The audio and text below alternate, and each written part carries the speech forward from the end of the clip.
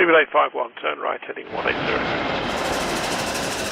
14 Papa, turn right 245, report localizer established 27. Happy Friday everyone and welcome back to the channel. It's been a busy week within the aviation industry, and so comes another recap for topics that didn't get their own video on the channel.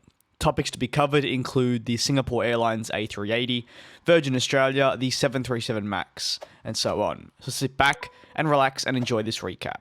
Beginning with Singapore Airlines and their Airbus A380s, there's been some news surrounding the future of the aircraft. The carrier will be keeping 12 of its Airbus A380s, and with the 12 A380s it'll be refurbishing all cabins on the aircraft. The news, which was revealed by Mainly Miles, can be found below in the sources part of the description. However, the decision to reconfigure the A380s means that throughout all remaining 12 A380s there will be a consistent product that will feature. Of course, a lovely thing for travellers that once the pandemic concludes will be back flying and using the Singapore Airlines A380. Reconfiguring the Airbus A380s was something the airline had already announced that it was doing. It was a necessary refresh that would help SQ compete better with other carriers at the time, this being 2017. Obviously, since then, multiple airlines have either retired all their A380s or cut a considerable amount, so things have changed, yes. But Singapore will still be keeping that consistency. It is expected that this current project will be completed by the end of 2021, which is potentially when we could see all the A380s back in the sky with the airline. Moving across, the Boeing 737 MAX and Ryanair. Speculation for some time has surrounded them ordering more of the 737 MAX aircraft to help replace their existing 737s.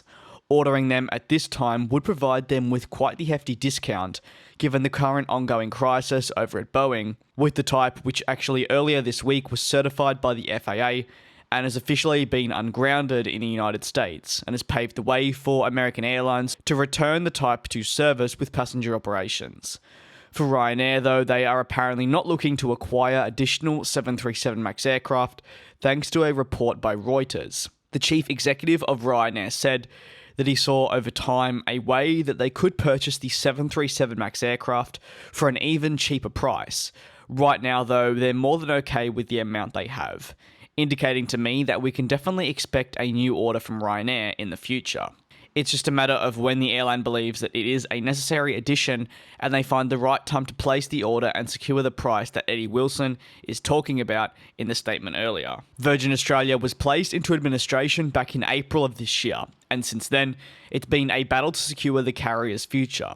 We've gradually learned more and more about the airline moving forward, with the biggest update being, I'd say, the retirement and therefore removal of the 777s and A330s. Essentially seeing Virgin Australia lose its ability to fly overseas, especially to Asia, which prior to the global pandemic was a location it was indeed very gradually expanding into. In a statement, Virgin Australia noted the following: "The plan will see the airline compete in its mid-market heartland for guests who want a more premium experience at an affordable and competitive price.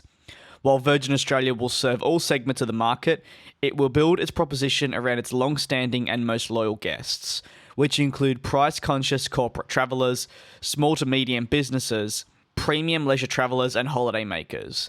The domestic network will include Melbourne, Sydney, Brisbane, Adelaide, Perth and finally the Gold Coast, with their network being gradually restarted. However, certain lounges will be closing in more smaller airports where there was already a pre-existing low visitor count, with the lounge in Canberra also being noted that it is currently under review.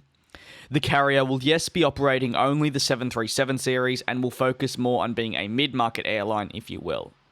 That concludes another aviation news recap video. If you have any thoughts on the topics discussed here in this video, don't hesitate to comment them below in the comment section, and as always, thank you very much for your continued support. Please do take care and stay safe.